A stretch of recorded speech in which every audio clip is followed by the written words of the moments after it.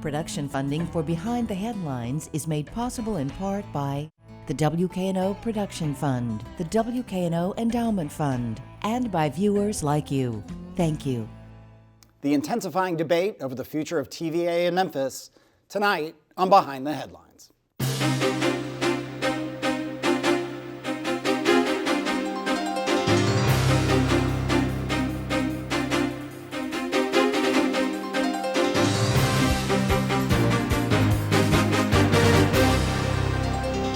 I'm Eric Barnes with the Daily Memphian. Thanks for joining us. We are joined tonight by the two co-founders of the group $450 Million for Memphis, a group that's been at the heart of the conversation about where MLGW can and should go now that the contract with TVA is up. Carl Schleidwitz, thanks for being here. Good to be here. And Jim Gilliland Jr., thank you for being here. Thank you. Along with Bill Dries, reporter with the Daily Memphian. Bill, why don't we just do, for people not as close to this debate and this issue as we all are, and certainly these two are, MLG&W's agreement with TVA, as I mentioned, is up. That's for the providing of electricity to Memphis. Some people still, I think, even though this debate's been going on and this conversation's been going on, MLGW does not create its own electricity. It all comes from Tennessee Valley Authority, including the power plant, what used to be known as the old Allen Power Plant, but the power plant down at President's Island. Combined cycle plant. The combined cycle plant. Thank you, Bill. I should say we've reached out to TVA representatives. We had the CEO, Jeff Lash, on in the past, and we hope to have TVA folks on in the future, as well as folks from MLGW. We're in the middle of an RFP process. I'm going to turn to Bill to maybe just kind of define the outlines of that, and I know we'll talk a lot about that RFP process tonight. All right. RFP is request for proposal, a very common term and process that is used in government.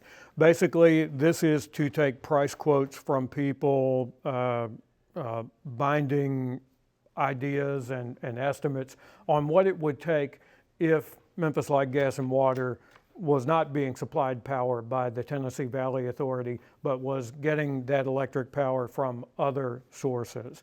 That includes transmission systems. It includes the idea that Light, Gas, and Water could generate some of its own power. What's been talked about is possibly just Light, Gas, and Water hiring out to someone to build some generation capacity and then run it for the utility. Also, renewable sources of energy, taking some price estimates and quotes on what that would be like to have that involved in the mix here. This will go to the Light, Gas, and Water Board around the end of this year with a recommendation from the consulting firm that is, in effect, running the RFP process. That's GDS Associates, a company out of Marietta, Georgia. They will make a recommendation. The CEO and president of Light, Gas, and Water, J.T. Young, will then make his recommendation to the board of Light, Gas, and Water, which will vote on it. And the decision will most likely go from there to the city council, basically for ratification of this decision, since it's a city-owned utility. That is great, thank you. And so I'll bring you guys in. You've been in this conversation for at least 2 years, formally as part of $450 million for Memphis, which is actually being dissolved or has been dissolved, and I'll let you all talk about that. And that $450 for Memphis, $450 million, is really the savings that you all calculate are possible by a new arrangement for power supply. And now I'll shut up and let you guys talk about your position. You mentioned the 450M. The name that we came up with is based largely on MLGW's own consultant, GDS. In 2019, they produced a study by GDS to look at all of the unsolicited proposals they'd been getting, MLGW's been getting, in GDS's own scenario to get power from MISO, the Midwestern Independent System Operator, said they could get savings of about $428 million. So that's their number. Per year or total? Per year. Yeah. And so we just extrapolated out a 5-year term out period, and with inflation and cost of fuel, settled on 450. It's not a science, it's an art, but that's where the name came from. Yeah. Carl, why are you in the middle of this? What do you want to see happen? Sure, Jim and I are both lifelong Memphians, and for me, I have never seen an opportunity that could be more transformational for this city. Let's put things in perspective. Our annual city budget is about $700 million. Whatever savings we get, and let's say it's $400 million a year, half of it could go to the city budget and the other half could go to the ratepayers, resulting in about a 20% reduction for every residence, church, hospital, retail store in Memphis. That is a big number. And if this city, if you ask any councilman, current or present, what they could do if we had $200 million a year recurring revenue to our budget to fix things like education, our roads, mental health, police, fire protection, etc. It is transformational. How is this possible? Our contract with TVA, which is a monopoly, the actually last monopoly in this country, allows for us to give 5-year notice and leave and not have any obligations when we leave. Conveniently for Memphis, unlike others, we are adjoining Mississippi and Arkansas, which is part of a nonprofit network called MISO that goes from Louisiana to Canada that happens to be 3 times the size of TVA and every bit as reliable. And we can connect into that for mere pennies on the dollar and get energy savings that we estimate to be $400 million a year. Let me bring Bill in a second, but let me also say that people aren't as familiar with you all as I've known both y'all for some years. You came to this is not your job, it's a volunteer position for both of you. Your background and why you were drawn to this, each of you. So for people, again, who don't know you. My background is 24 years in the municipal bond market, which includes utilities such as MLGW. Carl asked me 2 years ago to read the studies that were posted on MLGW's website. I said, sure, I'll do it.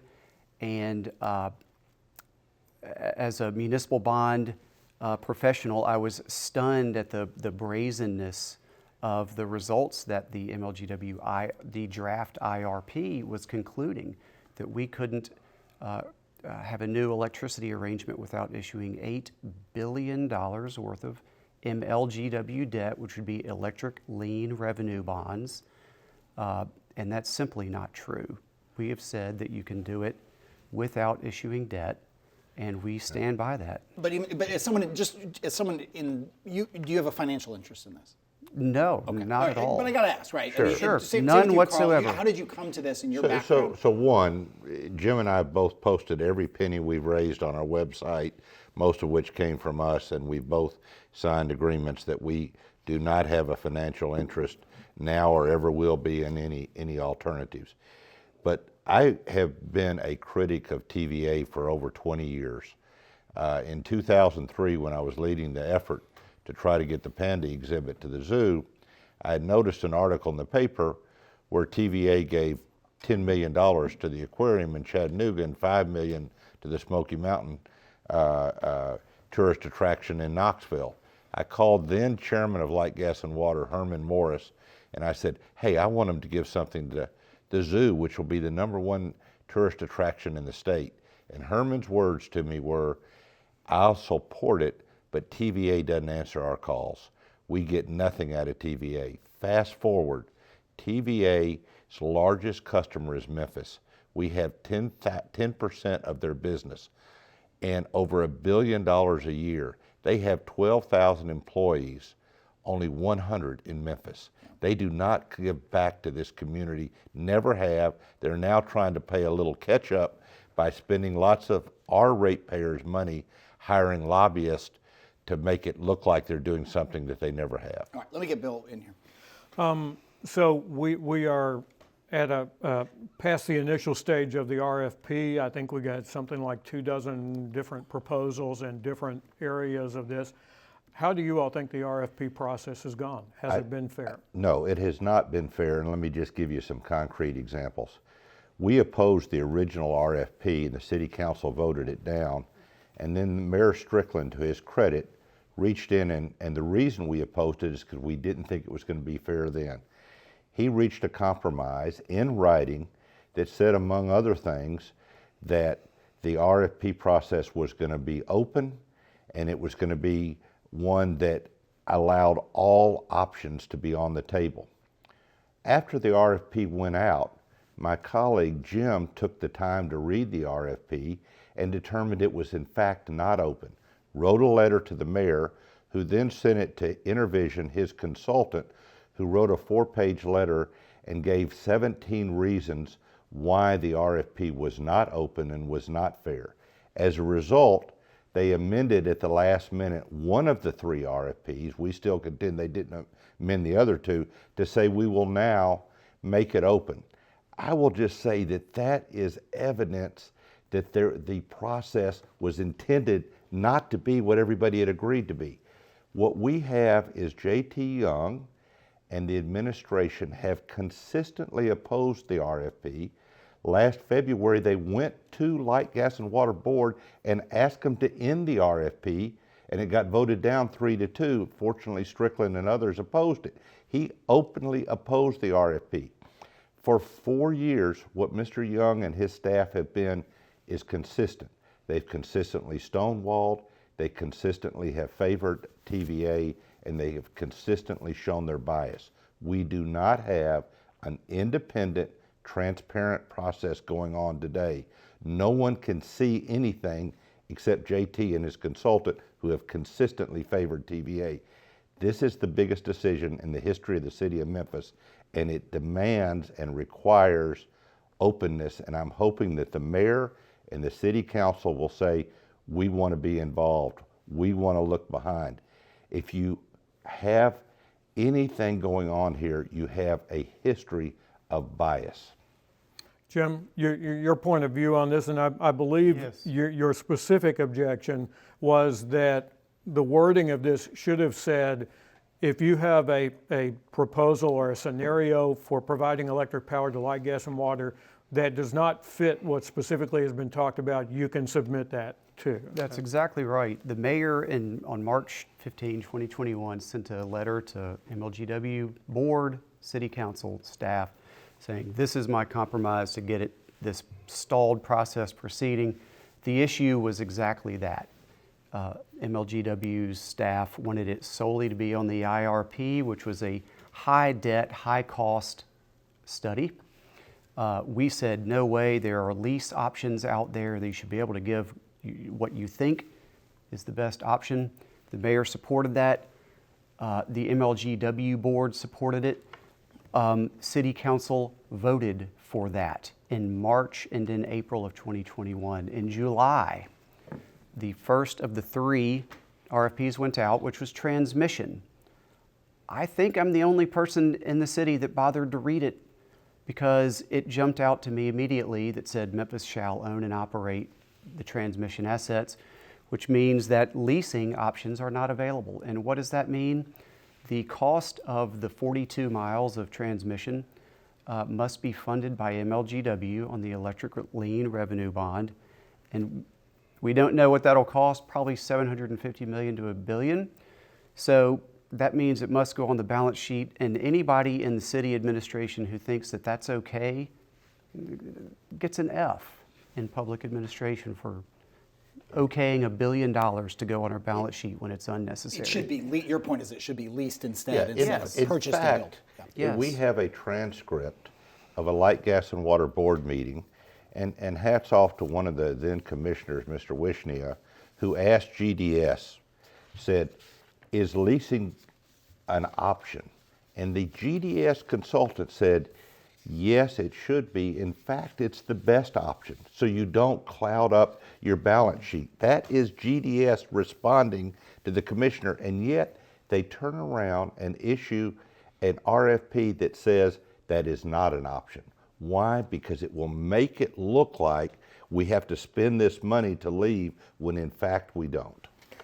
At this point, no one other than GDS has seen the proposals that have come. Have you guys seen No, any of the they aren't proposals? allowing anybody. Right, and that is usually how a process like this works in terms of taking bids up to a certain point. Well, I don't know that I agree with that at all. Okay. RFPs are different. You said that it's a classic term, and it is. First of all, I will tell you I've never seen in government or private sector an RFP process that takes 4 years. We are now in our 4th year, and it has been delayed. I challenge anybody to give me an example of an RFP process that has taken 4 years. Secondly, what Light, Gas, and Water did is they wrote language in the RFP to allow them to be the only ones to look at it. That is not always the case. In fact, there is state law that requires transparency at certain stages. Light, Gas, and Water has done everything they can to circumvent that. I think when the City Council voted in March of 2021 on the process, they said that it was said that MLGW would, and its consultant would be the third party to select, determine what's viable.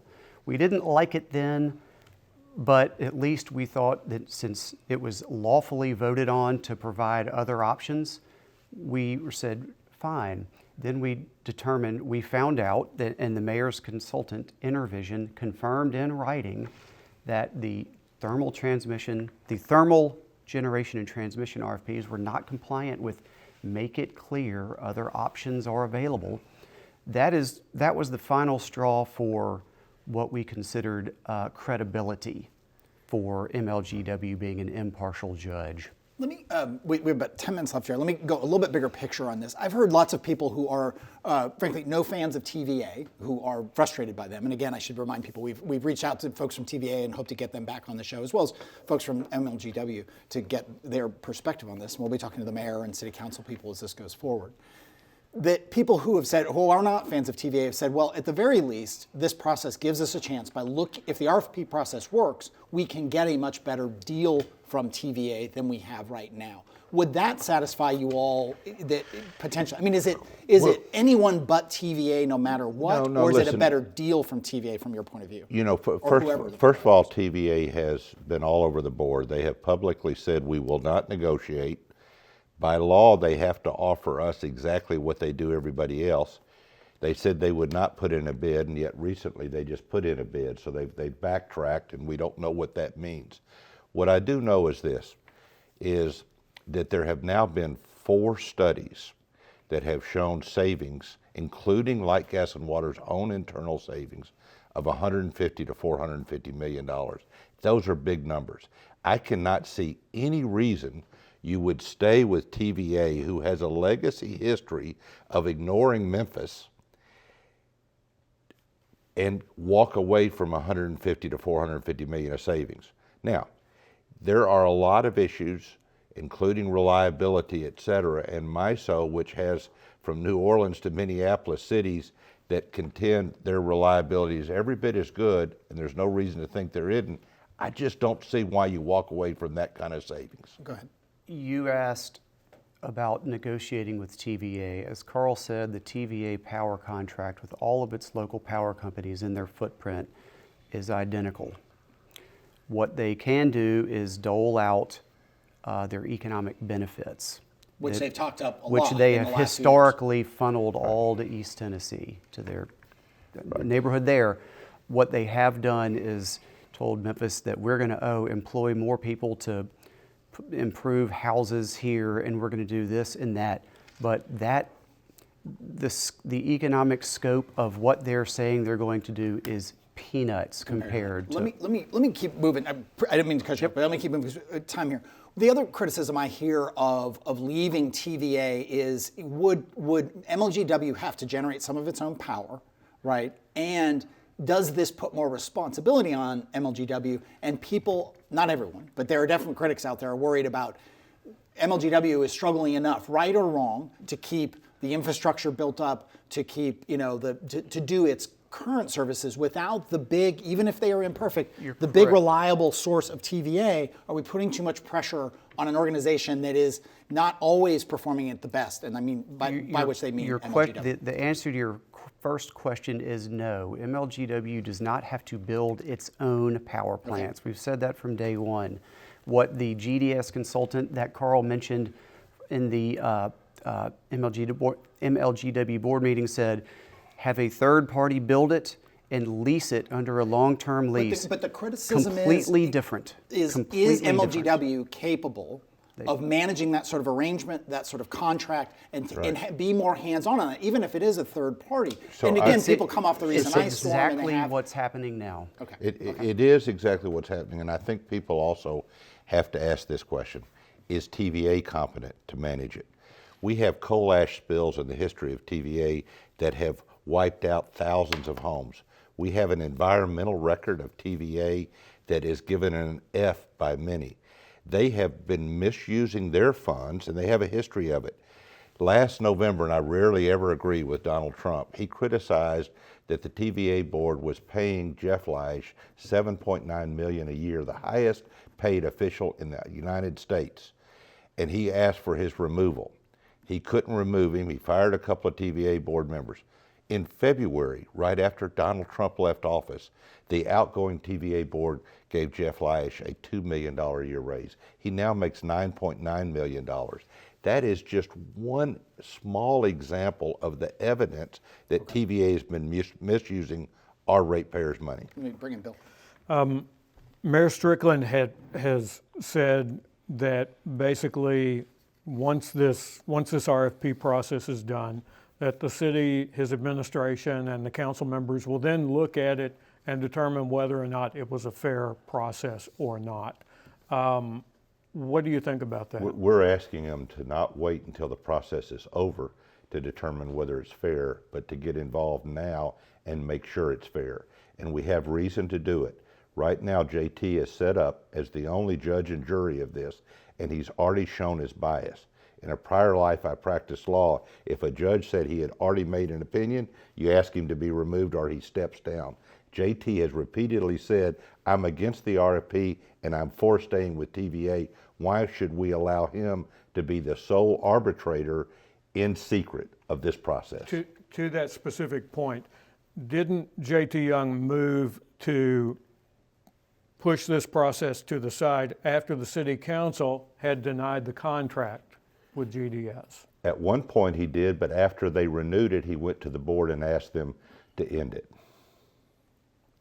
I think though, my point on that is that he went to the board to ask them to push it to the side because the council had denied the contract, and to him the process couldn't move forward without that. JT has been on record long before that of a history of staying with TVA openly and publicly. So he can't use one city council vote that questioned whether he was going to do an RFP process as a reason that he had an epiphany to now all of a sudden not want to go do it. He's got a 4-year history of opposing this. The city council vote you're referring to was the vote that shot down the MLGW executive management proposal for how the RFP would work. And that RFP was based solely on issuing all debt through MLGW and having fixed requirements versus an open RFP where best ideas are submitted. That's why it was voted down.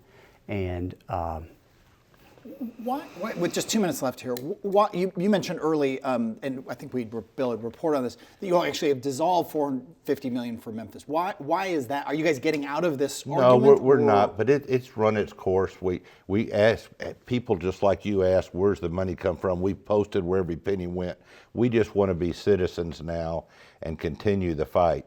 And I just want to end by saying, thank goodness for Cheyenne Johnson, J.B. Smiley, and Jeff Warren, and others on the city council who are demanding now that they get to be part of the process. And we hope Mayor Strickland, who has been wise enough to hire his own energy consultant, the same one who said the original RFP was totally flawed, that we want them to be involved. Why not, on the most important decision, have other people's eyes look into this now, not wait until at the end and say whether it was good or bad. Let's get involved now. The more the merrier. But, so you all are going to stay in the Absolutely in the debate as well, just not through the entity. Having a 501c4, it ran its course. We got lots of supporters, including three former mayors, all of whom supported us in what we were doing. A lot of city business leaders, and so it's just a distraction. It's run its course, so we dissolved it, and we're Still here to talk. Last question. You got- What kind of discussion, public discussion, do you think there's going to be once this comes down to a recommendation? Well, I think part of it's going to be depend on if we can get the process to be open, different than what it is now, and we can have true independent experts opining, not anybody but independent, true, transparent. If we get that, I think the evidence is going to make it much easier to make a clear decision. This is not about electricity, it's about buying, it's about common sense. Let the chips fall where they may. We are not energy activists. We are advocating for a clean, open process. All right, we will leave it there. We will obviously be doing more shows on this, and Bill and others will be writing about it. Again, repeating that we've reached out to TVA, and we will, again, to MLGW to get them on, and we'll certainly get some city council folks in the mayor's office on to talk about it as well. Thank you both for being here. I appreciate it. Thank you, Bill. That is all the time we have this week, though. If you missed any of the show today, you can get the full show online at WKNO.org, or you can go to YouTube and search for Behind the Headlines. You can also get the full podcast version of the show, which actually usually has an extra 5 minutes of questions and answers and so on. You can get that on iTunes, Spotify, the Daily Memphian site, or wherever you get your podcasts. Thanks, and we'll see you next week.